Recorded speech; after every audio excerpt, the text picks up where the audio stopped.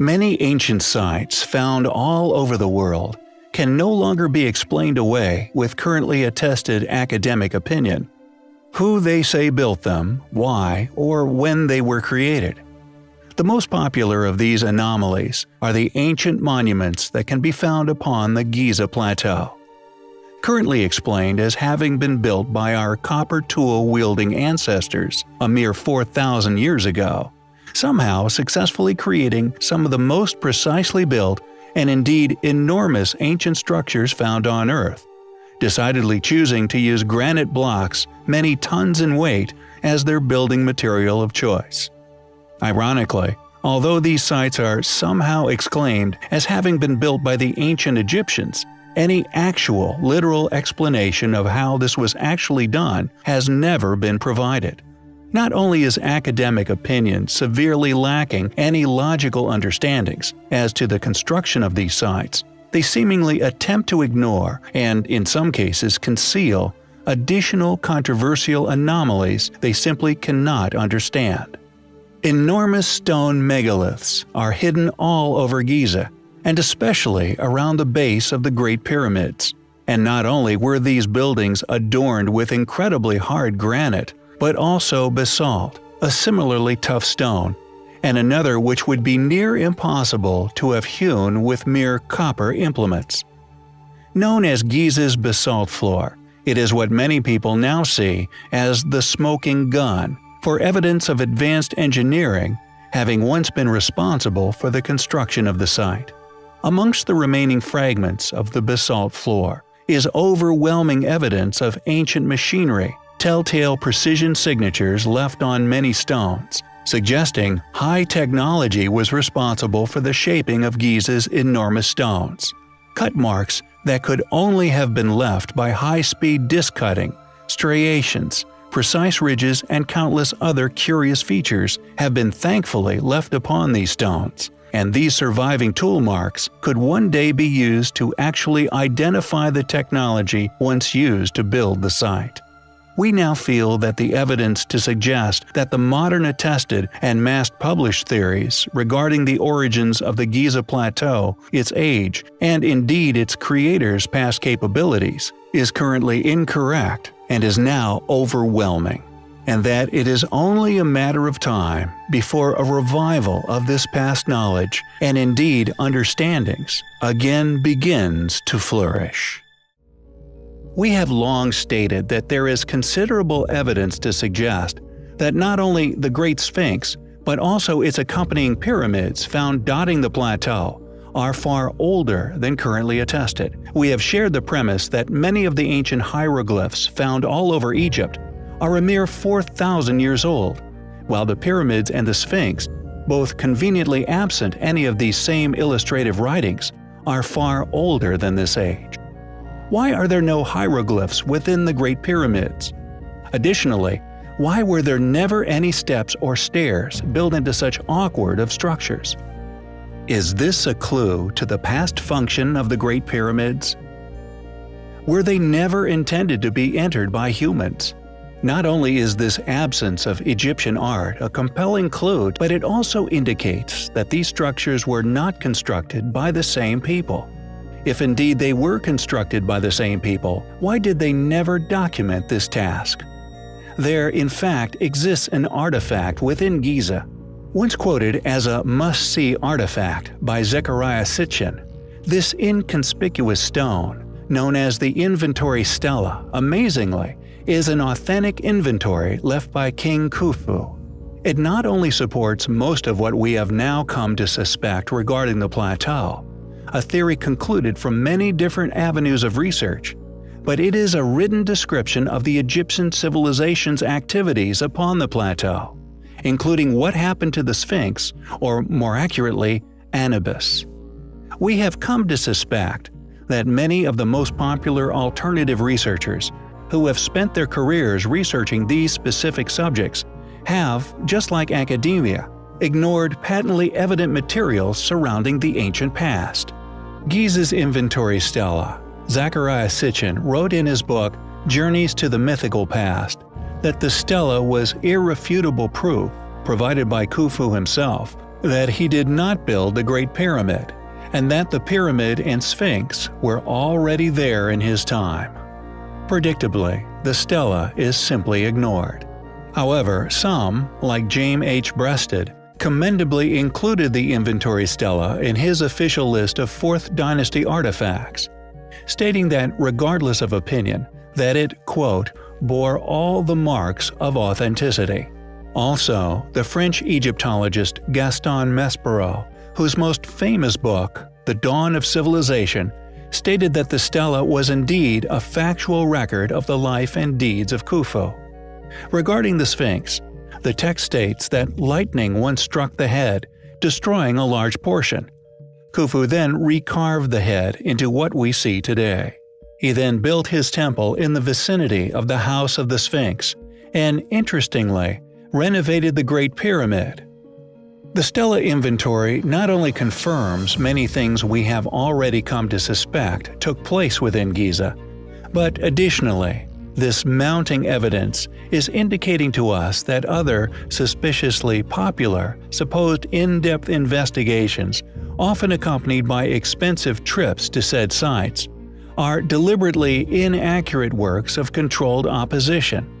Regardless of other opinions regarding this matter, we will continue to present what we always have on this channel: truth and honest opinions. As always, thanks for watching. When asked what are the largest, heaviest, and indeed the once most difficult stones to ever have been cut, transported to, and precisely placed within the great structures of the Giza Plateau, we would have previously stated that the granite ceiling blocks found within the King's Chamber in the Great Pyramid were the largest known, with some of these stones weighing as much as 100 tons. However, it turns out that there exist many other stones upon this mysteriously created plateau, which far exceed the pyramid's inner megaliths. Unsurprisingly, these discoveries are rarely shared academically, or indeed to the many people who pay to visit the Giza Plateau each year. The Valley Temple is but one example of these other, less mentioned, marvelously enormous stones, 8 of which are still present within the structure's ruin, the largest of which still being roughly 3 by 3 by 6 meters in size. Furthermore, the same similarly sized stones can also be found within the Khafre Pyramid Causeway Temple. The structure is also rarely discussed or shared by Egyptologists or archaeologists alike. It seems that academics who fear a loss of funding from particular bodies tend to merely ignore that which they are confronted with, which they simply cannot explain.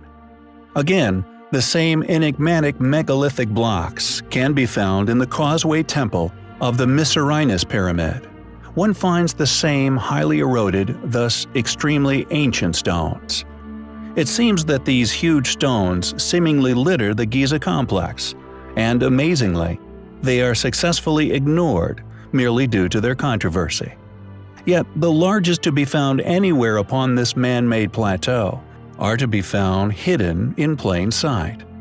Overlooked for many millennia, the still remaining foundation stones, upon which much of the east side of the Khafre Pyramid once stood, were not lifted into place, but were indeed transported to this location and precisely placed into position.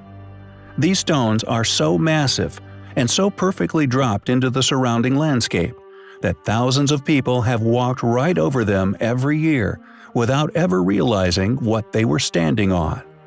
Although the true depth and thus complete scale of the block is currently unknown, if it is of a cubic shape, it would appear to be roughly 3/4 the weight of the pregnant woman of Baalbek. She weighs around 1,001 tons, which would make our foundation stone anywhere from 500 to 750 tons in weight. Clearly, a controversial yet incredible discovery, one which takes our understandings of the sheer undertaking that was Giza are still at an early stage. Nonetheless, such discoveries move us one step closer towards finally understanding just who could have built the Great Pyramid Complex of Egypt. There are many places upon our planet that were once home to the many ancient cultures that we are yet to unravel.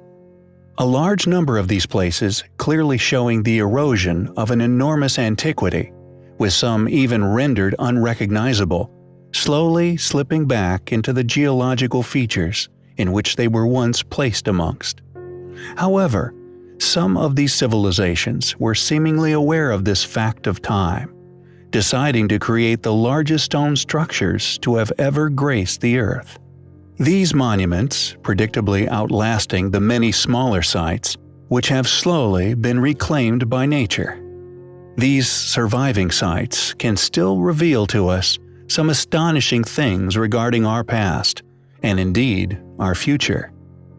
One begins to wonder whether these monuments' size was a planned strategy for their apparent longevity, or whether their size served another, perhaps more profound purpose. Nearly all of the unexplained or seemingly impossible ruins which dot every continent on Earth are almost always attributed to a civilization incapable of such feats, and often attributed to the same mundane purpose for creation, with rock-cut structures, this almost always being a tomb. Tumulus Hill being a good example of this. Also known as the Hill of Casta, this enormous feature is not a natural formation. Amazingly, this hill, long thought to have been a natural feature, is actually a massive man-made structure. Additionally, the original stone structure, once buried beneath millennia of strata, is actually a 500-meter-long, precisely constructed stone boundary, forming an almost perfect circle, encapsulating what has indeed been explained away as a tomb. Many pyramidal structures all over Earth create compelling alignments, and although these mysterious structures, mounds and monuments, have been explained away as mere burial chambers, the truth is, we just don't know. And the question remains, what were these enormous triangular structures used for? Guarded by sphinxes, most probably Anubis, amazingly, the size of Giza's pyramids are relative to the distance of each of Orion's stars. Is this a mere coincidence? Along with our recent research into clues left regarding an ark, be it Noah's Ark or the Ark of the Covenant, a theory we touched upon previously has begun to present some rather compelling leads connecting these structures, the alignments, star constellations, and a possible purpose for the pyramids. If one pursues past postulations regarding stargates, gateways to an apparent godly realm, etc., etc., you begin to notice links between many ancient beliefs, ancient structures, ancient covenants, and possibly interstellar travel. The double hexagram, now largely recognized as the Star of David, is also the shape realized when connecting many ancient sites upon our Earth. Is this shape also an illustration of an arc? Connecting or visually overlapping two pyramids into one point? What was the Ark of the Covenant? Did it power the pyramids? Did it once reside within the Great Pyramids? Many questions left still remain unanswered, although we finally may be on our way to answering them. In Mystery History's opinion, the ancient ruins found upon the plateau of Giza are some of, if not the most, heavily debated, heavily guarded, and most academically protected ancient site on Earth. Yet it remains one of the most talked about, mysterious, intriguing, ancient stonework of them all. Many people are now aware of the anomalies, which were once tightly controlled secrets surrounding the exterior features of the build, and more importantly, the achievements that these feats once were. These inexplicable factors, the size of the megalithic exoskeleton, the vastly different ages of the casing stones, are now thought by many as the defining motive for a cover-up regarding the pyramid's true age and original purpose. Media blackouts, counterintelligence, and many other outlandish conspiracies now rife among the research of the site, from giants to UFOs. The ideas and theories people have put forward for their function, or indeed, what could be hidden in voids constantly discovered yet to be penetrated, these hidden rooms, along with their ancient entrances, remain a complete enigma, even in recent years, as advances in penetrative radar become a reality and accessible to self-funded individuals and research teams. More and more voids, unexplained heat anomalies, and even air shafts not known of before continue to be discovered within these enormous mystifying structures. Yet, as mentioned, the subculture, many genuine yet misguided in their investigative method, yet also many funded individuals involved in many other hard-to-deny subjects, has successfully swamped the field with dis- and/or misinformation, creating opinionated followings with a successfully corrupted impartiality, deceptively manipulated into becoming said misinformation's advocates, rather than whence they came, an open mind, a skill for discussion, and an unbiased critical approach to subjects whose true nature are actively being protected. The predictably far fewer articles, books, and other logical, critical, impartial to all but fact, unwavering competent research done by many capable individuals, although adrift within an ocean of fallacy, shines much light upon some highly compelling yet albeit highly controversial features of the Plateau of Giza, features which may one day lead us to ultimately unlocking the pyramid's secrets and allowing us to finally understand what these structures' past functions truly were, not only in detail, but perhaps in an attempt of replication. During our own research, we have found some interesting similarities between Giza and Bosnia, among other lesser-known pyramid structures, and this curious yet continually reoccurring feature is now being more frequently discovered all over the world. The Great Pyramid of Bosnia, for example, a site discovered by Samir Osmanagic, has an ingenious river, which, after 3 years of research, was confirmed by him and his team to have had an artificial current. The reason for this is currently unknown, but it seems water was a significant factor in the past function of these ancient structures. Water is a curious thing, and in many situations acts just like that of electricity. It runs in currents and travels through tubes like electric through cables. Yet no one seems to know what electricity is.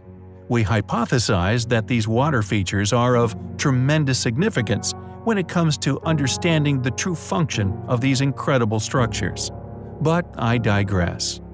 The plateau has always intrigued me. Although buried by a desert sand, the solid sandstone below is of an unimaginable size and seemingly level, over 40 feet deep in some places, yet no one truly understands its origins. Indeed, structures as large as the pyramids would need impressive foundations, but the plateau, it seems, is far too large and, if man-made, bafflingly sparse of any ruins, structures which one would have presumed would have been the reason for its enormous construction. There is, however, another hypothesis, a legend that told of a lost labyrinth, a secret underground lair as big as a town, a secret underground structure so large and thus so easy to get lost within, it became known as the labyrinth. Long spoke of, but always dismissed as mythological, this due to a lack of any substantial evidence for its existence. That is, until a few years ago, when a groundbreaking rediscovery was made, yet unfortunately it seems, this groundbreaking event was somehow masterfully stifled, not shared by mainstream media, funded institutions with their armory of literature and magazines alike. Thus, it merely becomes an observational exercise in yet another display of the influence our currently controlling institutions have over public opinion, preventing an underground city of gigantic proportions buried beneath Giza never successfully achieving public notoriety. The sand of Harara was scanned by a Belgian-Egyptian expedition team in 2008, in an effort to research something known as the quarry theory, suggested by Petrie in 1889, following his finding of a great artificial stone surface measuring 304 meters by 244 meters. Petrie interpreted the enormous artificial stone plateau as the foundation of the labyrinth, concluding that the building itself, although long believed to have been totally demolished in the Ptolemaic period, had in fact survived and lay hidden for millennia. The surveys proved its foundation remained unpenetrated and still laid undiscovered beneath the sandstone, never lost, the possibility of the results being that of the roof of the labyrinth, all but proven true. The following is an excerpt from the dig's official report. Quote, "Underneath this upper zone, below the artificial stone surface, appears, in spite of the turbid effect of the groundwater, at a depth of 8 to 12 meters, a grid structure of gigantic size, made of a very highly resistant material like granite stone. This proves the presence of a colossal archaeological feature, which has to be reconsidered as the roof of the still existing labyrinth." End quote. Are the legends true? Does the Labyrinth of Giza still lay hidden, unexplored beneath the sands of Egypt? We find the evidence to suggest such highly compelling. Countless talented, valiant souls, spanning all throughout modern history, have been publicly lambasted for their troubles. Not only are such readings and results regularly scoffed at, and any subsequent finding, all stemming from their honest admittance that their data showed evidence of inhabitation with, quote, underestimated prehistoric dates. Many of these artifacts and ruins, claimed as being a mere few centuries old, we have, due to extensive research into similarities and differentiations at many of these sites, managed to locate signature stonework within the structure's outer walls, clearly submerged and perfectly preserved for untold millennia. Indicative of many inexplicable sites around the world, which some even claim are upwards of 300 million years old. The Great Pyramids, along with their Great Sphinx, we feel, with the substantial evidence we have previously put forward, is a treasure trove of examples, for when one becomes aware of Giza's anomalies at least, can expose those fed a lie, the impossibilities within said conspiracy theory, and begin to realize more and more unexplainable anomalies, helping others to realize just how impossibly difficult these structures would have been to create. A feat when considered by many, especially those with a good idea for the sheer size of this place, find the reality that the plateau was possibly man-made very hard to conceive, subsequently still concealing many secrets which we feel is the purpose of the plateau being created in the first place.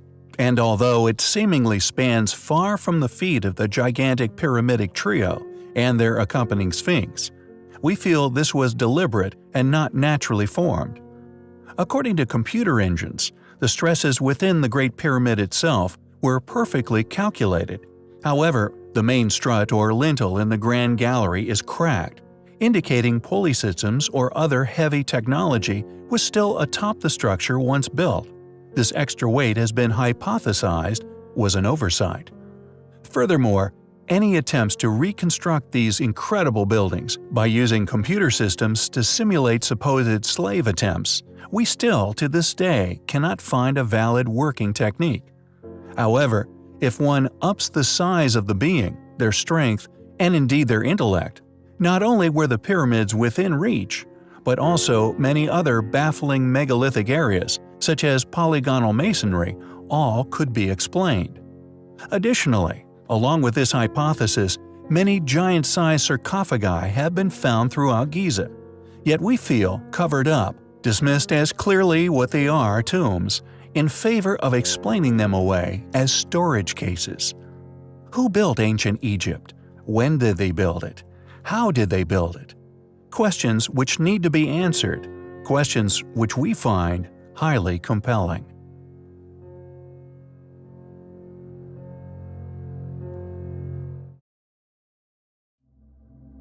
The Pyramid of Menkaure may be the smallest of the three main pyramids of Giza, But some find this site to be one of the most intriguing to be found upon the Giza Plateau. Not only does the pyramid still possess casing stones of a polygonal style, nearly identical to that found throughout ancient Peru, and indeed now discovered globally, but it also possesses gigantic ancient megalithic blocks, exposed for all to see. These impossibly huge blocks of stone are clearly of a tremendous age, leading up to a once immaculately carved inner chamber. On the 28th of July, 1837, Howard Weiss rediscovered the upper antechamber of the pyramid. Within, the remains of a wooden anthropoid coffin inscribed with Menkura's name was found. This tomb did indeed contain human bones. However, this is now considered to be a substitute coffin. Radiocarbon dating on the bones also claimed to have determined them to be less than 2,000 years old, which, according to certain researchers, suggests an all too common bungled handling of remains from another site. Furthermore, along with polygonal masonry, an inner chamber and 3 tiny accompanying pyramids, known as G3A, G3B, G3C, the age of this pyramid has also not been hypothesized or narrowed down to any specific era within the ancient Egyptian Empire, making it an obscurity, and also, predictably, a lesser-known site within academic study and mainstream reporting. Who built the pyramid? Are the megaliths within the outer temple walls the same as those of the exoskeletons of the larger ancient Great Pyramids? An ancient anomaly which has been exposed mostly upon the east wing of Cheops by the removal of outer casing stones which we have in the past reported on, along with their clearly much younger age. In AD 1196, Al-Aziz Uthman, Saladin's son and the Sultan of Egypt, attempted to demolish the pyramids, starting with Menkura. However, and rather predictably, 8 months in, they found that it was nearly impossible to destroy. Not only could they only remove 1 or 2 stones each day, when a stone fell, it would bury itself in the sand, requiring extraordinary efforts to free it. Wedges were used to split the stones into several pieces. Despite their efforts, workmen were only able to damage the pyramid to the extent of leaving a large vertical gash at its northern face. It is undoubtedly a highly intriguing pyramid. We have often postulated as to the precise age of the great monuments of Giza, undoubtedly the most astonishing structures left by the ancient world. There are many questions which persist regarding this ancient site. Who built these extraordinary buildings? Why did they build them? And of course, when was this unimaginably enormous task undertaken? Interestingly, there exists an enigmatic statue, which it seems, although predictably little shared by academia, actually predates this astonishing time within Earth's history. Quoted as possibly one of the rarest finds of its kind, according to Dr. Clarence Epstein, Senior Director of Urban and Cultural Affairs at Concordia University, where this remarkable item is housed. Not only can no one date the object, but there also exists a language etched into its form which is yet to be deciphered. As Dr. Epstein acknowledges, no expert, among the countless he has personally consulted over the past decade, can identify the sculpture's age, artistic tradition, or indeed recognize and decipher the ancient language found etched into its base. Dr. Epstein believes the statue is of a pre-dynastic age. It was originally taken from Alexandria by the Diniakopoulos family. It was then shipped with 20 crates of antiquities from Egypt and the Middle East to Canada, where it still resides. However, its whereabouts prior to this shipment are unknown. The statue is of 2 nude subjects standing 67 centimeters high, one male and the other presumed female. This figure is also noted as possibly holding a child. They are depicted in a sitting position, with noticeable elongated skulls. Now known as the Starving of Saqqara, this due to the figure's emaciated frames. Just what could this statue represent, or indeed be trying to tell us? How old could it possibly be? And most interestingly of all, what could the enigmatic writing upon its base actually mean? As more research is undertaken, it is only a matter of time before we know its true identity once and for all.